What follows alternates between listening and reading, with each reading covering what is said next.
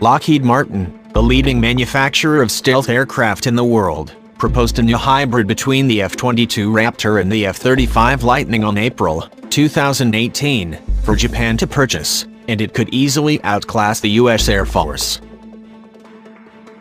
Japan has, for decades, wanted in on the U.S. Air Force's F-22, a long-range, high-capacity stealth fighter that perfectly suits its defense needs, except for one problem: the U.S. won't sell it. While completing the F-22, the U.S. ruled out its sale to allies as the technology involved in the plane was too advanced for export. But this decision took place 11 years ago in 2007.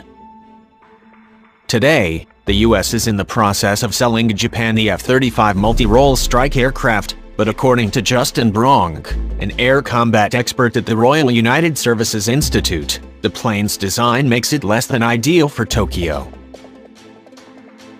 The F-35 is primarily a strike aircraft, intended to hit well-defended targets on the ground, and is limited in air-to-air combat because of its size, its single engine, and way it was designed, Bronk said.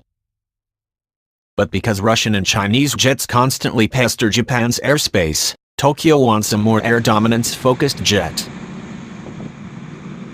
The F-22 can cruise at 60,000 feet, going about 1.5 times the speed of sound without igniting the afterburners, meaning it can maintain its stealth while covering incredible distances in short times.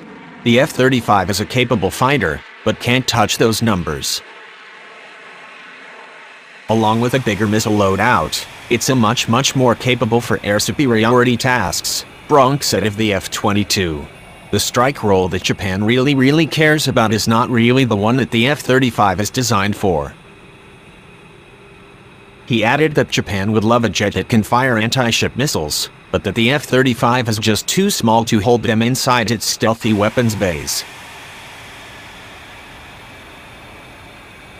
President Donald Trump has moved to loosen up restrictions on foreign military sales, and could potentially revisit the decade-old ruling on selling the F-22, as the sensitive technology it uses has aged and become less cutting-edge, but that same advancement in technology is likely doomed the F-22's restart.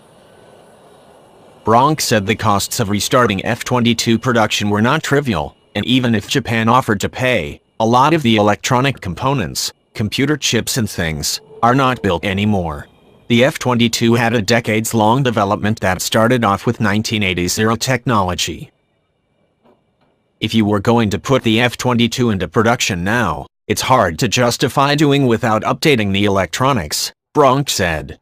Once the electronics become updated, and take up less space and throw off the balance of the jet, the flight software would need an update. Once the flight software starts getting updated, it starts to look like a new fighter program, Bronk said.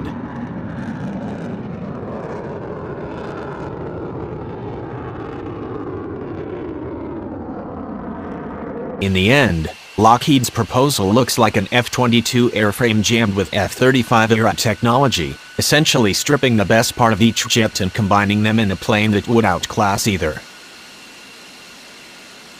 If it can stomach the costs, then not only would Japan have a fantastic fighter on its hands, but perhaps problematically it would be more capable than anything the U.S. Air Force is flying, Bronk explained.